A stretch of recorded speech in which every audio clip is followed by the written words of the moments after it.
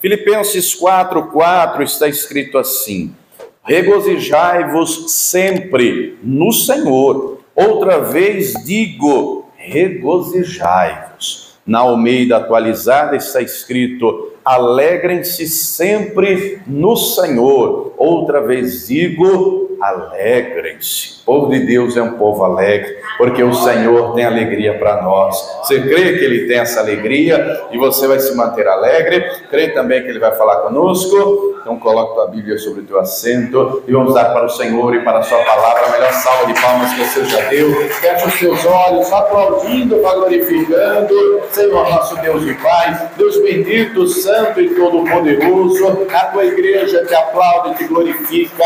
Abra os céus agora e receba o louvor da tua igreja, e por essa mesma abertura vai derramando a tua graça, a tua bênção, a tua virtude e o teu poder. Ninguém veio aqui ouvir o homem falar, o homem não tem nada a dizer, todos viemos ouvir a tua voz, a tua palavra. Tome agora os lábios do pregador, a boca do mensageiro, que eu diminua, o Senhor cresça, remova toda barreira, todo obstáculo, e envie a tua palavra com poder e autoridade, e que a tua palavra agora vá e produza o resultado para o qual está sendo enviada, em nome do Senhor Jesus. Diga amém, Senhor. Tome teu assento, por gentileza, pode se assentar, mas preste muita atenção, não se distraia. Se você trouxe papel e caneta, tome nota de tudo o que vai ouvir e aprender, amém? Muito bem, a nossa alegria está no Senhor, não é? E ter alegria é ordem, não é? O regozijai-vos, o alegrai-vos aqui está no modo imperativo, é ordem. Deus quer que nós sejamos alegres, e essa alegria independente da circunstância, porque estar alegre quando tudo está bem é fácil, estar alegre quando tem saúde, quando tem dinheiro. O desafio, até o ímpio fica alegre nessa circunstância, o desafio é estar alegre mesmo em meio às adversidades. Paulo, quando escreve essa carta, ele está preso em Roma, não é? Ele está preso, mas como ele mesmo diz, o evangelho não está preso. Ele está preso, mas ele sabe lidar com as circunstâncias, ele não perde a sua alegria. Nós encontramos ao longo da Escritura, não é? A palavra fala muito a respeito de alegria. A palavra de Deus diz, Romanos 14:17, que o reino de Deus não é comida nem bebida, mas é paz, é justiça, é alegria no Espírito Santo. O salmista diz que o choro pode durar uma noite, mas a alegria vem pela manhã. Não é? Encontramos vários textos que falam de alegria, mas deixa eu lhe fazer uma pergunta. Pense você consigo mesmo: você é uma pessoa alegre? Você é uma pessoa feliz? Será que seu marido pode dizer: eu tenho uma esposa feliz? Será que sua esposa pode dizer: eu tenho um marido feliz? Será que teus filhos podem olhar para você e dizer: meu pai, minha mãe é um homem feliz, é uma mulher feliz? Será que tua família pode dizer isso? Tua vizinhança? Né? Os colegas de trabalho? A alegria está no Senhor, e a alegria é característica, é sinal, é evidência do Espírito Santo em nós. Mas eu acredito que você já percebeu que nem todo cristão tem de fato essa alegria que deveria ter, não é? E aqui nessa carta que Paulo escreve, nós encontramos, é uma carta curta relativamente, comparando com outras, como 1 Coríntios, como a carta aos Romanos. É uma carta curta de apenas 4 capítulos, mas o assunto alegria, ele trata nos 4 capítulos. Do primeiro ao último, ele fala de alegria. E é interessante que nós encontramos aqui, nesta mesma carta, e eu destaquei aqui, quero ver com você, 4 ladrões ou roubadores da alegria. 4 coisas que roubam a alegria do cristão. Então, vamos aqui comigo no capítulo 1, no versículo de número 19. Vamos ver aqui, capítulo 1, versículo 12. Filipenses 1, versículo 12. Nós vamos ver aqui 4 desses ladrões, roubadores de alegria. Então, vamos ver aqui o que diz o capítulo 1, versículo 12. É interessante que no versículo 4 ele já tinha falado que ora sempre por a turma de Filipos com alegria, não é? Você vai ver ele falando de alegria nos 4 capítulos.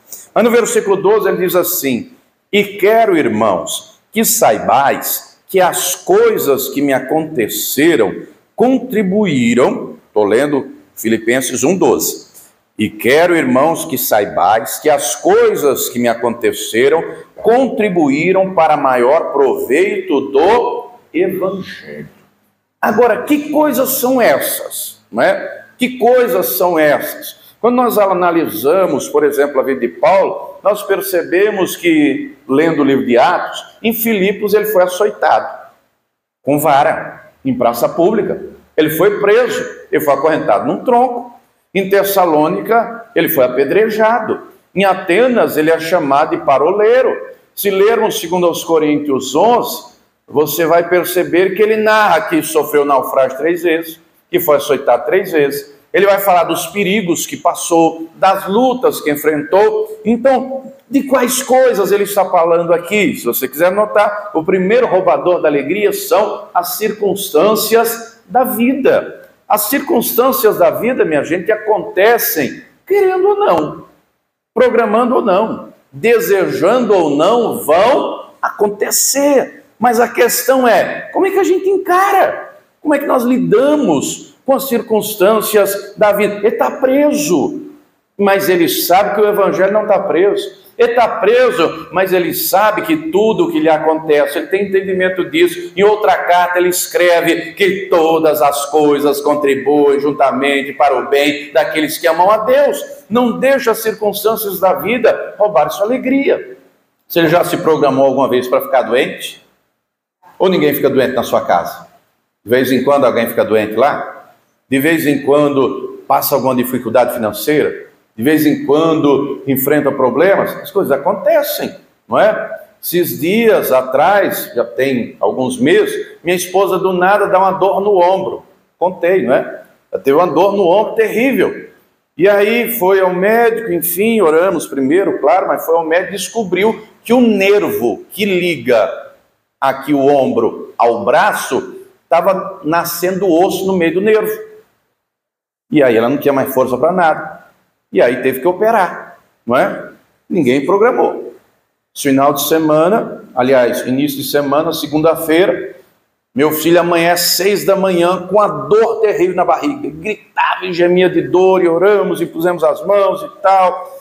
E ele acalmou um pouco e tomou um banho, mas dali a pouco a dor veio de novo. Falei com a minha esposa, vamos levar no hospital, pode ser que seja apêndice. Uma dor aqui no pé da barriga. E chega no hospital, e aí o médico deu lá um remédio para cessar a dor, mas dali a pouco, vamos ver se é apêndice, ele suspeitou também. E aí faz exame de sangue, não dá nada. Aí faz o ultrassom, também não dá nada. E aí ele falou, vamos ter certeza, encaminhou para fazer uma tomografia. Não deu nada. Veio ter alta, isso foi na segunda, 9 da manhã, quando foi? Chegou em casa ontem, 9 da noite, passou de um dia para o outro. Circunstâncias da vida. Mas isso nos abate de maneira alguma, porque nós sabemos em quem temos crido. Então não deixe as situações da vida lhe abater, não deixe as dificuldades, os problemas, seja uma dor, seja aquilo que for, seja um problema, lhe abater. Vai comigo no livro do profeta Abacuque, ele entende isso. Vai lá comigo, Abacuque 3, ele compreende que os problemas da vida não podem roubar a sua alegria. E querido, querida, nós temos que ter o mesmo entendimento.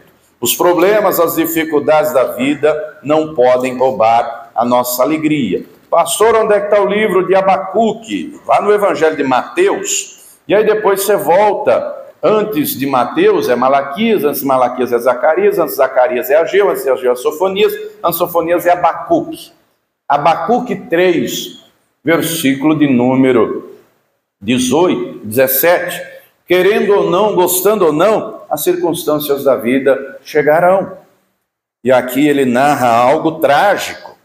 Abacuque 3,17 diz assim: porquanto, ainda que a figueira não floresça, nem haja fruto na vide, o produto da oliveira minta, e os campos não produzam mantimento, as ovelhas da malhada sejam arrebatadas, e nos currais não haja... Você percebe o tamanho da tragédia? O tamanho do problema? O tamanho da dificuldade? Nessa época se vivia de agricultura e de pecuária. se não tem fruto, se não tem ovelha, se não tem vaca, você está falando de crise, e crise terrível. E às vezes as crises vêm, não é? Às vezes os problemas vêm. E se você não souber como lidar com os problemas da vida, a tristeza vai pegar. E a tristeza vem por N motivos, seja um problema de saúde, seja um problema, né, financeiro, um problema amoroso, enfim, do teor que for. E a tristeza é um sintoma, se não for tratado, a tristeza lá na frente vai desembocar numa depressão. O profeta aqui descreve uma crise terrível, mas no versículo 18 ele diz: todavia eu me alegrarei no Senhor, exultarei no Deus da minha salvação. Oh querido, ainda que algum problema da vida tenha chegado, saiba que você serve a um Deus vivo, você serve a um Deus poderoso, é Deus em cima do céu, é Deus embaixo na terra, e Ele tem poder para agir e transformar essa luta em vitória, e transformar esse problema em testemunho e agir em teu favor. Quem está entendendo, diga glória a Deus. Independente da circunstância, se alegre no Senhor. Diga para a pessoa que está do lado: sorria, sorria. Quem sorri vive mais, sabia disso? Deus quer um sorriso, não é só daqui para fora, Deus quer um sorriso aqui. Por isso que em Provérbios está escrito que o coração alegre formoseia o rosto. Então, as circunstâncias da vida querem roubar a alegria, não deixe elas roubarem a sua alegria. O segundo ladrão da alegria, volta lá comigo agora em Filipenses, mas agora no capítulo 2, vamos ver aqui um outro roubador de alegria. Filipenses 2, eu vou ler os versículos 3 a 5. Filipenses capítulo de número 2, versículo de número 3 diz assim: nada façais por contenda ou por vanglória, mas por humildade. Cada um considere os outros superiores a si mesmo. Não atente cada um para o que é propriamente seu, mas cada qual também para o que é dos outros. De sorte que haja em vós o mesmo sentimento, a mesma atitude que houve também em Cristo Jesus. Você conhece gente que gosta de briga? Você conhece gente que age na força do ódio, como dizem por aí? Você conhece gente que é meio enraivecido? Lá tinha gente assim, se não tivesse, não tinha razão de estar escrevendo. Você conhece gente que faz as coisas para bater no peito depois e dizer: foi eu que fiz, eu faço, você não faz, eu sei, você não sabe. Você conhece gente que gosta de menosprezar os outros? Eu sou bom, você não é, eu sei fazer, você não sabe, eu sou a última coca do deserto, a última bolacha do pacote. Você conhece gente assim? Pois é. É disso que está se falando aqui, não é? O segundo roubador de alegria, se você quiser anotar, são as pessoas. As pessoas, amados, nós choramos mais por causa delas do que por causa de coisas. Porque não casamos com pessoas perfeitas. Eu não tenho uma esposa perfeita, muito menos minha esposa tem um marido perfeito. Você não tem um marido perfeito, você não tem uma esposa perfeita, você não tem filhos perfeitos, não temos uma igreja perfeita. O único que pisou nessa terra e nunca errou, nunca falhou, se chama Jesus Cristo. Logo, pessoas se decepcionam com outras pessoas. O marido se decepciona com a esposa com o marido, os pais com os filhos com os pais, os amigos com os outros amigos, os irmãos com os irmãos. Ou não temos exemplos bíblicos disso? Quem foi que matou o Abel? Quem foi que jogou José na cova? Quem foi que disse: tô novinho, tá aí pelado? O filho do Neé. Quantas situações encontramos aqui, não é? Mas as pessoas, elas não são perfeitas. E nós temos que entender isso. E a palavra nos ensina a lidar com as pessoas. A palavra nos ensina o marido a lidar com a esposa a lidar com o marido, os pais a lidar com os filhos com os pais, cada um a lidar com o seu próximo, a lidar com os governantes, as autoridades e assim por diante. Tem uma música que diz por aí: é preciso saber viver, não sei se você já ouviu, mas é a palavra que ensina como é que se faz para viver, e viver não do jeito que o mundo quer, não do jeito que o mundo ensina, mas viver do jeito que o Todo-Poderoso nos ensina. E não tem como conviver com pessoas sem entendimento, sem discernimento, sem algumas coisas que é só Deus que tem para nos dar. Dentre elas, compaixão. Dentre elas, misericórdia. Ou você não conhece ninguém que quer misericórdia para si e juízo para os outros? Ou você não conhece ninguém? Deus, meu Deus. Jesus fala disso, por exemplo, em Lucas 18, né? Sobe lá um fariseu e um publicano para orar. O fariseu levanta os olhos aos céus, estende as mãos. Ó Deus, eu te louvo, eu te glorifico. Eu jejuo, eu devolvo o dízimo de tudo. Eu não sou nem como essa praga que está aqui do meu lado, não sei nem por que essa peste está aqui, que nem merecia pisar no mesmo chão que eu piso, mas o Senhor sabe quanto eu sou fiel. O outro estava do lado, não tinha coragem de levantar os olhos do céu, cabeça baixa, batia no peito e dizia: tem misericórdia de mim, porque eu sou um pecador. Que diferença, não? Então, a Escritura, a palavra nos ensina a lidar com pessoas. E nós temos que lidar com entendimento. Nós temos que lidar com um coração sempre disposto a perdoar.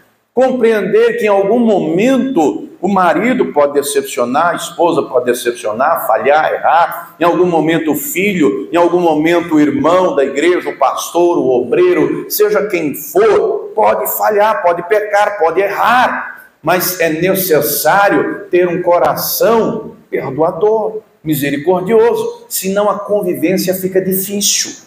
Você conhece gente que só ela está certa, ela nunca erra. A culpa é sempre do outro. Não aconteceu, a culpa é do pastor. Não, a culpa é da obreira. Não, a culpa é do marido, a culpa é da mulher, a culpa é do patrão, a culpa é de qualquer um. Nunca é dela. É difícil conviver com gente assim, não é? E é o que Paulo está aqui, inspirado pelo Espírito, falando. Por isso que ele vai dizer: faz as coisas por humildade, não faz por vanglória, considera o outro superior a você. Para resolver tudo, tem que ter no seu coração o mesmo que houve em Cristo Jesus. E amado, Jesus era perdoador. O Pedro pergunta para ele: ô Senhor, até quantas vezes meu irmão vai pecar contra mim, eu tenho que perdoar? Até 7? Ele diz: não até 7, mas até 70 vezes. É da ideia de infinito. Tenha sempre um coração perdoador. Ele não ensinou isso na oração? Pai, perdoa as nossas ofensas, assim como perdoamos aos nossos ofensores. Perdoa as dívidas, dependendo da tradução, não é? O Senhor ensina sobre a prática do perdão. O perdão sara a alma. O perdão cura. O perdão traz uma vida emocional saudável. Deixa eu lhe contar um testemunho aqui de algo que eu vivenciei, né, com uma irmã me contou há uns anos atrás, acho que já vai quase uns 10 anos, eu estava ministrando aquele dia, falando sobre perdão, a importância do perdão. Minha gente, perdão é tão sério. Se não tiver perdão, a gente se priva da graça. Se não tiver perdão, Deus não ouve as orações. Se não tiver perdão, o diabo vence. Está escrito, segundo aos Coríntios 10. Aí ministrando sobre perdão, a importância do perdão, que ele tem que ser perdoador e tal. Muito bem. Dali um tempo, uns dias, vem uma senhora, 60 e poucos anos de idade, fala: ô pastor, eu queria lhe agradecer por aquela palavra. Eu falei: que palavra, irmã? Aquele dia que o senhor me ensinou sobre perdão, assim, foi tudo para mim. Eu falei: que bom, Deus falou tudo com a senhora. Ela falou: mas deixa eu lhe contar o que houve. Ela falou: pastor, eu sou crente há mais de 30 anos. Eu estou na igreja, me converti, batizei, mas aqui dentro tinha algo que doía. Eu falei: é mesmo, irmã? Ela falou: graças a Deus agora eu estou leve, mas tinha algo que doía. Eu falei: o que era? Ela falou: quando eu era criança, eu cresci no interior, eu tinha muitos irmãos, meus pais eles eram muito rígidos. Meu pai ia para a roça e a mãe cuidava dos filhos e tal. Se alguém fizesse alguma coisa, ela batia, mas batia muito. Mas ela batia até sangrar. E quando sangrava, ela pegava sal grosso e colocava. Aquilo doía. E aquilo foi criando ódio no meu coração da minha mãe. Qualquer coisa assim, ela batia, mas batia até sangrar. E botava sal grosso. E aquilo dava raiva. Pastor, eu fui crescendo assim. E eu coloquei na cabeça: quando eu tiver 15 anos, eu vou casar com um rapaz e eu vou, embora. Eu vou sumir. E pastor, foi o que aconteceu. Fiz 15 anos, arrumei lá um rapaz, casei com ele, tive meus filhos, fui morar com ele e tal, e o tempo passou, e eu me converti, e minha mãe ficou lá, e não fui mais vê-la, e durante anos e anos e anos, isso estava aqui dentro, no meu coração. Mas quando eu vi essa palavra, o Espírito Santo testificou meu coração. Você tem que liberar perdão. E além de liberar perdão, você tem que pedir perdão. Ela falou, pastor, minha mãe já se converteu também. Minha mãe tem hoje quase 90 anos. Fui falar com ela. Eu pedi perdão para ela. Ela também, não é? Eu a perdoei e ela também me perdoou. Pastor, eu estou leve. Eu lembro daquilo, mas não dói mais. Queridos, tem estudos psicológicos que comprovam que os maiores traumas que uma pessoa leva para a vida é adquirido na infância.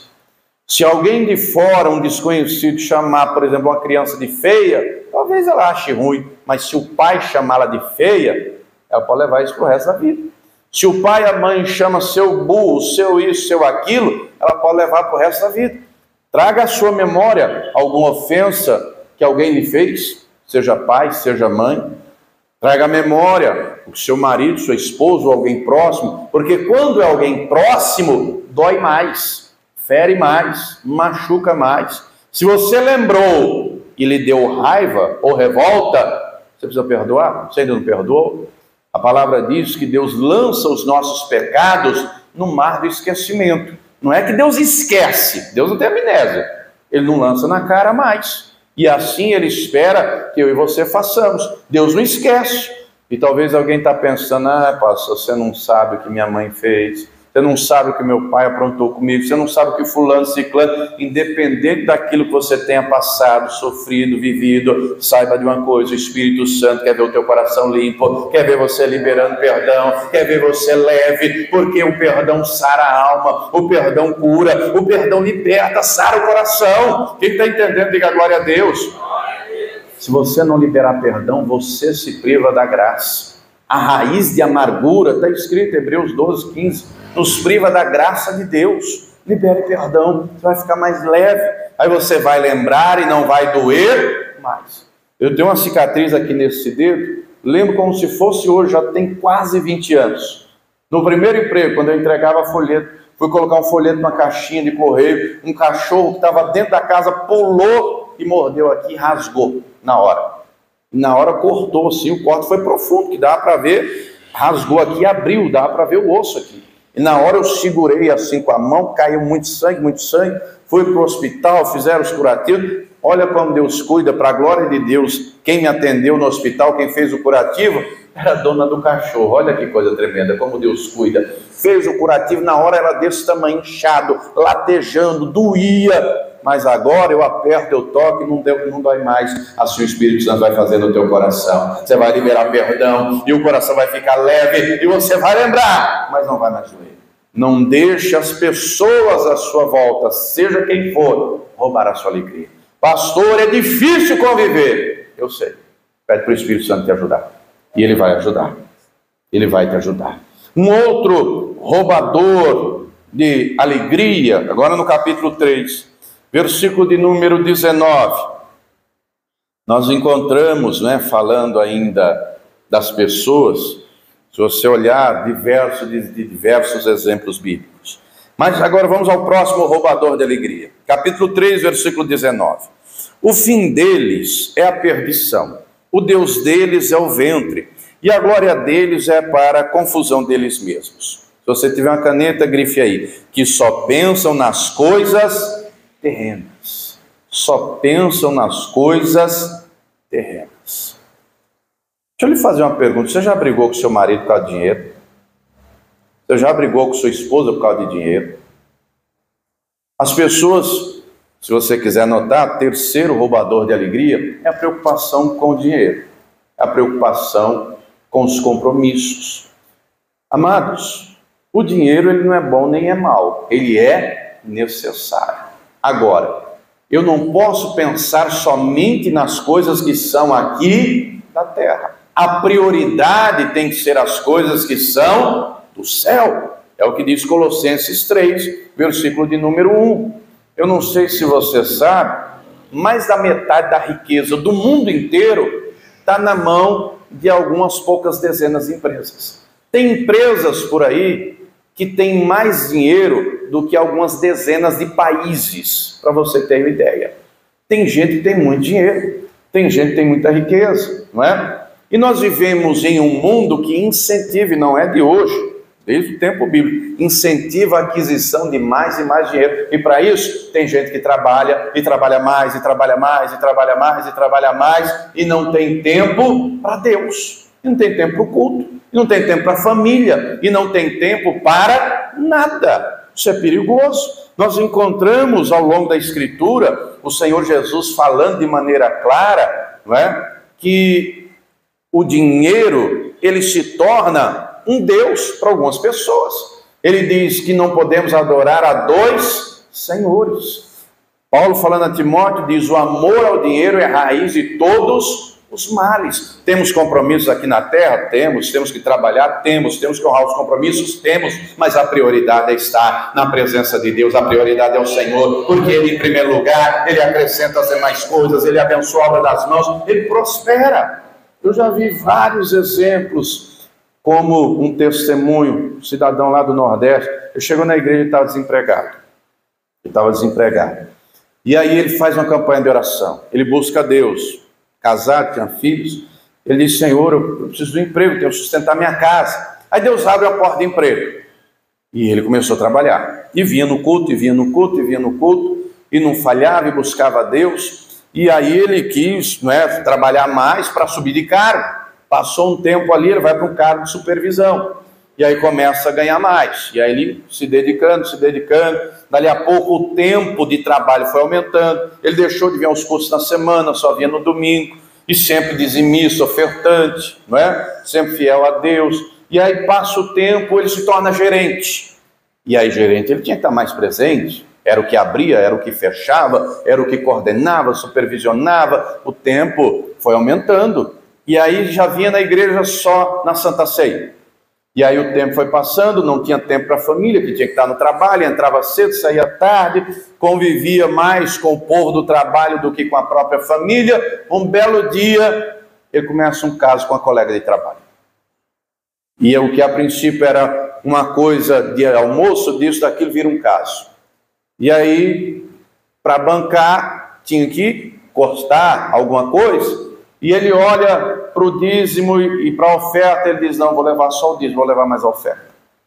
E aí, dali a pouco, ele olha para o valor do dízimo e: não, é muito dinheiro, vou cortar pela metade, vou levar só metade. E tudo isso investindo na amante. E já não tinha mais tempo para a família, já não tinha tempo mais para brincar com os filhos. A esposa era igual dois estranhos dentro de casa, não tinha mais diálogo, não tinha mais nada. Um belo dia, a empresa descobre o caso. Mandado embora os dois por justa causa. Ele perdeu o emprego. A esposa descobriu o motivo pelo qual foi demitido. E houve um divórcio. Que tragédia, não é? Tudo isso para alcançar mais e mais dinheiro.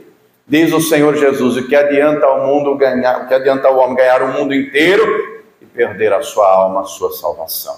Deus sabe que nós precisamos de dinheiro. Deus sabe que nós temos compromissos. Deus sabe que precisamos comer, beber, vestir. Deus sabe de tudo isso. Mas colocando Ele em primeiro lugar, Ele vai prosperar e abençoar. Diga para a pessoa que está atrás: você tem um Deus vivo, o Deus da provisão, o Todo-Poderoso, o dono do ouro, o dono da prata. Não deixe o dinheiro dominar seu coração. O dinheiro é um excelente servo, mas um péssimo senhor. Não deixe a preocupação com o dinheiro roubar o tempo que tem que ser de Deus, o tempo que tem que ser da família. Quem está entendendo, diga glória a Deus. Nada trouxemos a esse mundo e nada levaremos. Eu me lembro como se fosse hoje, na época que eu fazia faculdade, e a maioria dos meus colegas da época de faculdade moram nos residenciais em Alphaville, e eu dava aula para os colegas. E um dia fui dar uma aula para uma colega na casa dela, ela já casada, o marido lá, um homem muito rico, na garagem, é uma mansão, uma casa enorme, uma Land Rover novinha e uma Mercedes. E aí, eu dando aula lá para a colega, o marido dela lá, e aí dali a pouco, o marido dela, vendo eu ensinando a colega, a esposa dele, falou: rapaz, você é inteligente, parabéns, viu? Parabéns. Ele falou: quando você se formar e começar a ganhar dinheiro, compre uma Mercedes, porque um homem que não dirige uma Mercedes não sabe o que é um carro. Carro é Mercedes, é um carro que presta. Olha só. Ele tinha muito dinheiro, milionário, morreu com câncer. O dinheiro dele não curou a enfermidade dele. Mas eu conheço casos de gente que Deus curou o câncer. Conheço casos de gente que Deus curou a AIDS. Conheço o testemunho de gente que Deus fez milagre. O que ele fez na vida dele? E na vida dele o que valia mais era o dinheiro.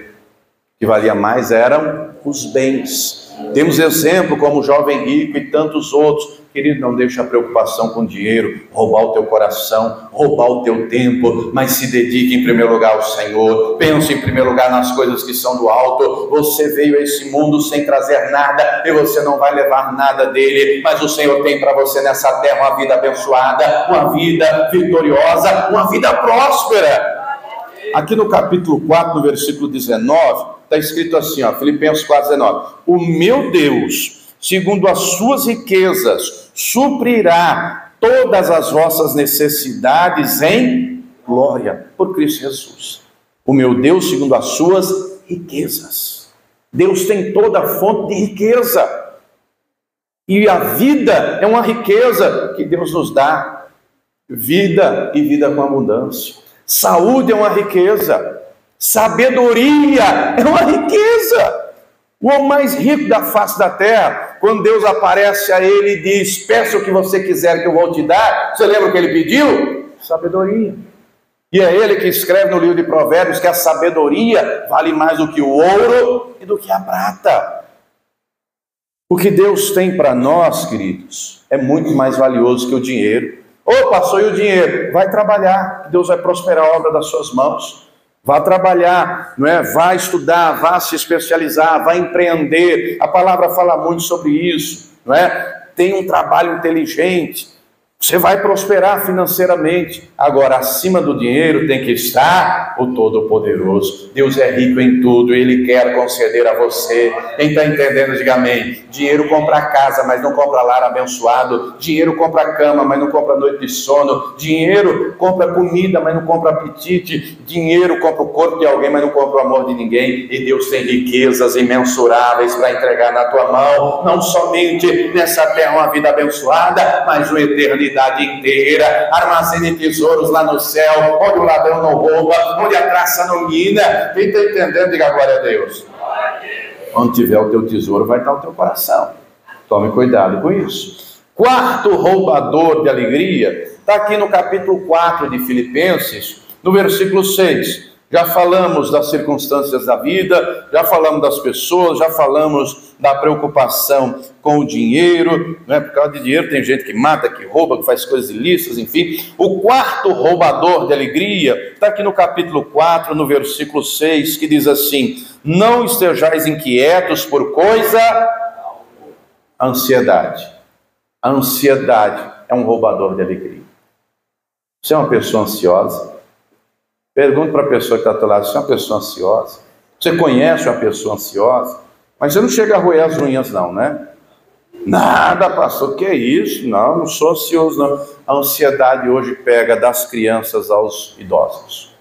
Atinge a todos. A tecnologia, por um lado, é muito boa, ajuda em muita coisa, mas por outro lado, gera aqui um pensamento de que tudo tem que ser rápido. Eu acredito que todo mundo aqui tem um celular, um smartphone, não é? Com o celular hoje você paga a conta, não precisa mais ir ao banco. Com o celular hoje você transfere dinheiro. Com o celular hoje você fala com alguém que está em outro bairro, em outra cidade, em outro estado, em outro país. A tecnologia ajuda muito, mas por outro lado é extremamente prejudicial. Porque o pensamento que fica de maneira geral, e o brasileiro consome em média 5 horas por dia de celular, é que tudo tem que ser rápido. Tudo tem que ser num clique. E muita gente traz isso para a vida espiritual, a vida com Deus. E nem tudo Deus faz rápido. Tem orações que Deus responde na hora. Tem outras que vai demorar um dia, uma semana, um mês, um ano, décadas. Tem coisa que ora e Deus responde na hora. A palavra ensina que, de maneira clara, a ansiedade não faz bem algum. A ansiedade só traz mal, só traz prejuízo. O Senhor Jesus diz que com ansiedade não aumenta um fio de cabelo na cabeça. Com ansiedade não aumenta meio metro da nossa estatura. A ansiedade não traz bem nenhum. E o que é ansiedade? É se preocupar com antecedência. Tem estudos que dizem que mais da metade das coisas que geram ansiedade no coração nunca serão realidade. É tudo fruto, aqui ó, diga para a pessoa que está do lado, descansa no Senhor, porque é Ele que cuida de você, Ele trabalha em teu favor, Ele trabalha para aqueles que nele esperam. Diga para a pessoa que está do lado, Deus tem o melhor para você, Ele está no controle de tudo, não deixa a ansiedade te consumir. O José foi jogado numa cova pelos irmãos, Deus estava com ele. Ele foi vendido como escravo, Deus estava com ele. Ele foi lançado na cadeia, Deus estava com ele. No tempo certo, aquilo que era honra, aquilo que era vergonha, aliás, se tornou em honra. Daniel foi para a Babilônia, Deus estava com ele. Davi foi perseguido, sofreu muito, Deus estava com ele em todo o tempo, e assim Deus está com você. Ô pastor, mas você não sabe o que eu estou vivendo. Eu posso não saber o que você está vivendo, eu sei que Deus é poderoso para trazer a solução. Deus é poderoso para no tempo certo transformar o teu choro em alegria. Deus é poderoso para agir na tua vida e transformar a tua luta em vitória, o problema em testemunho. Como é que resolve a ansiedade? Lançando sobre o Senhor, lançando sobre Ele a vossa ansiedade, porque Ele tem que cuidar de vós. Como isso? Continuando aqui o texto, Filipenses 4:6, através da oração. Antes as vossas petições. Que é petição? É pedir. Minha gente, nós encontramos o próprio Senhor Jesus dizendo: pedi, dar-se-vos-á. Buscai e achareis. Encontramos o Senhor Jesus dizendo: olha, até agora vocês não pediram nada em meu nome. Peçam e vocês vão receber, para que a vossa alegria seja completa. João 16:24. Encontramos o Senhor dizendo: clama a mim e responder-te-ei. Ô querido, está ansioso por algo? Coloca isso diante do Senhor e ore, e coloque diante dele, porque depois de orar, o teu coração vai ficar leve, a ansiedade será dissipada. A ansiedade, hoje tem gente que tem crise. Psicólogo, psiquiatra trata com remédio antidepressivo. Na Bíblia não tinha remédio antidepressivo. Como é que a turma resolvia? Como é que uma Ana, que durante anos estava sendo envergonhada, irritada, zombada, humilhada, como é que ela resolveu? Dobrando o joelho no chão e clamando, e o Todo-Poderoso ouviu, e o Todo-Poderoso trouxe paz ao coração dela, e ela se levantou daquela oração com fé, e ela se alimentou, e ela comeu, e ela foi ao marido, e ela concebeu, e aquilo que era vergonha se transformou em honra, aquilo que era choro se transformou em alegria, e assim Deus vai fazer na tua vida. Ore e clame, Ele tem poder para resolver. Mas além de pedir, a palavra nos fala, não é? E aqui no texto nós temos três coisas. A primeira delas é pedir a Deus. Segunda coisa é adorar a Deus. E adoramos a Deus por quem Deus é. E Ele é bom, e Ele é fiel, e Ele é poderoso, e Ele é o príncipe da paz. Diga para a pessoa que está do teu lado: Ele é o que você precisar. Eu preciso de ajuda, Ele é o ajudador. Eu preciso de conselho, Ele é o conselheiro. Eu preciso ser ensinado, Ele ensina. Eu preciso de um médico, Ele é o médico. Eu preciso de justiça, Ele é o advogado, Ele é o juiz. Eu preciso de um milagre, Ele é o Todo-Poderoso para fazer na tua vida. Ele é. Por isso que Ele se identifica: eu sou o que sou, Ele é tudo. Ele é tudo. Então adoramos a Deus por quem Deus é. E Ele é tudo. Não existe ninguém igual a Ele. Ele é. Mas o texto fala mais: ação de graças. Ação de graças é gratidão. É agradecer por aquilo que Deus fez. Salmo 116. Amo ao Senhor, porque Ele ouviu a minha voz e o meu clamor. Inclinou para mim os seus ouvidos. Invocá-lo-ei enquanto viver. Cordéis da morte me cercaram, angústias do inferno tomaram conta de mim, encontrei aperto e tristeza, e disse: ó Senhor, livra a minha alma. Piedoso é o Senhor e justo, o Senhor tem misericórdia. Estava abatido, mas Ele me livrou. Volta minha alma ao teu repouso, porque o Senhor te fez bem, porque o Senhor livrou os meus olhos das lágrimas, os meus pés da queda, a minha alma da morte. Invocá-lo-ei enquanto viver. Não deixe a ansiedade te consumir, porque você serve a um Deus vivo, um Deus poderoso, e Ele vai agir na tua vida, e Ele agindo, você glorifica o nome dEle, você dá graças. Quem entendeu, diga glória a Deus. Em tudo dai graças, porque essa é a vontade de Deus. Se coloque de pé, por gentileza. O Espírito Santo está conosco em todo o tempo. A alegria é fruto do Espírito, e o Senhor quer nos ver frutificando em alegria. Está escrito que a alegria do Senhor é a nossa força. Isaías profetiza dizendo: em lugar da afronta, da vergonha, haverá dupla honra e terás alegria perpetuamente. Deus tem essa alegria para nós. Talvez você esteja hoje diante de um desses roubadores da alegria. Talvez os 4, quem sabe. Talvez as circunstâncias da vida estão roubando sua alegria. O Espírito Santo vai trazer alegria ao teu coração. Talvez alguém lhe decepcionou, você decepcionou alguém. Deus vai trazer alegria ao teu coração. Talvez a preocupação com os recursos está roubando sua alegria, roubando sua noite de sono. Deus vai trazer alegria ao teu coração. Deus vai trazer sono tranquilo.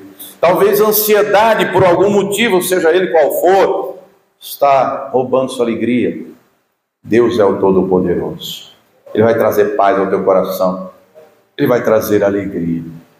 É nele que está tudo aquilo que nós precisamos. Ele tem alegria para nós. Ele quer ver cada um de nós frutificando.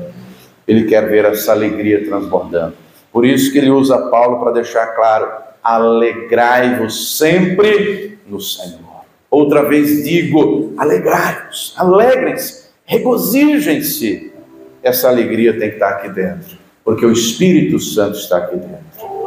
E ele tem essa alegria para você. E a alegria dele vai te fortalecer. Eu não sei como você chegou aqui hoje. Só sai do mesmo jeito se quiser. O Senhor, diz o salmista, Salmo 45, versículo 7, Ele nos unge com óleo de alegria. Ele vai derramar esse óleo de alegria sobre a tua cabeça hoje. Ele vai derramar e vai lhe ungir com alegria. Vai lhe ungir com alegria. Diante das circunstâncias da vida, você vai lidar sem perder a alegria. Diante das pessoas que decepcionam, você vai lidar sem perder a alegria. Diante das preocupações com dinheiro, você vai lidar sem perder a alegria. Diante das ansiedades, você vai lidar sem perder a alegria, porque o Senhor está contigo. Você não está só, você não está desamparado.